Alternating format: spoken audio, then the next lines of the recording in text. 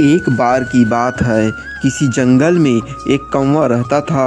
वह बहुत ही खुश था क्योंकि उसकी ज़्यादा इच्छाएं नहीं थी। वह अपनी ज़िंदगी से संतुष्ट था। लेकिन एक बार उसने जंगल में किसी हंस को देख लिया और उसे देखते ही सोचने लगा कि यह प्राणी कितना सुंदर है।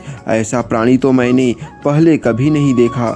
कितना साफ और सफ़ेद, यह तो इस जंगल में औरों से बहुत सफ़ेद और सुंदर है, इसलिए यह तो बहुत खुश रहता होगा। वह हंस के पास गया और पूछा, भाई तुम इतने सुंदर हो इसलिए तुम बहुत खुश होंगे। इस पर हंस ने जवाब दिया, हाँ मैं पहले बहुत खुश रहता था जब तक मैंने तोते को नहीं देखा था। उसे देखने के बाद से लगता है कि तोता धरती का सबसे सुंदर प्राणी है। हम दोनों के शरीर का तो केवल एक ही रंग है, लेकिन तोते के शरीर पर तो दो दो रंग है। उसके गले में लाल रंग का घेरा और वह हरे रंग का है। सच में वह बेहद खूबसूरत है। अब कौवे ने सोचा कि हंस तो तोते को सबसे सुंदर बता रहा है, तो फिर उसे देखना होगा। कौवा तोते के पास गया और पूछा, भाई तुम दो दो रंग पाकर बड़े खुश होंगे। इस पर तोते ने कहा, हाँ मैं तब तक खुश था जब तक मैंने मोर को नहीं देखा था। मेरे पास तो दो ही रंग है, लेकिन मोर के शरीर पर तो कई तरह के रंग है। अब कौवे ने सोचा, सबसे ज़्यादा खुश कौन है यह तो मैं पता करके ही रहूँगा, इसलिए अब मोर से मिलना ही पड़ेगा।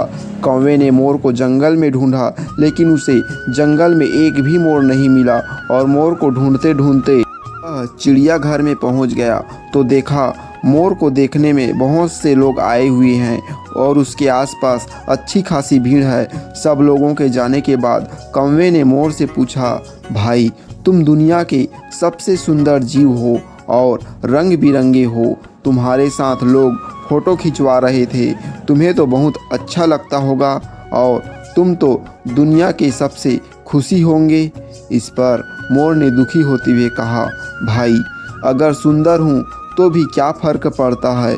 मुझे लोग चिड़ियाघर में कैद करके रखते हैं, लेकिन तुम्हें तो कोई चिड़ियाघर में कैद करके नहीं रखता और तुम जहाँ चाहो अपनी मर्जी से घूम फिर सकते हो। इसलिए दुनिया के सबसे संतुष्ट और खुश जीव तो तुम्हें होना चाहिए, क्योंकि तुम आज़ाद रहते हो। कौवा हैरान रह गया क्योंकि उसके जीवन की अहमियत कोई दूसरा बता गया। दोस्तों, ऐसा ही हम लोग भी करते हैं।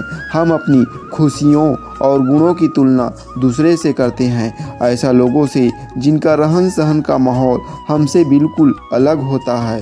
हमारी ज़िंदगी में बहुत सारी ऐसी चीज़ें होती है जो केवल हमारे पास है, लेकिन अब उसकी अहमियत समझकर खुश नहीं होते, लेकिन दूसरों की छोटी खुशी भी हमें बड़ी लगती है, जबकि हम अपनी बड़ी खुशियों को इग्नोर कर देते हैं। दोस्तों, इस स्टोरी के लिए एक लाइक और मेरे चैनल को सब्सक्राइब ज़रूर करें।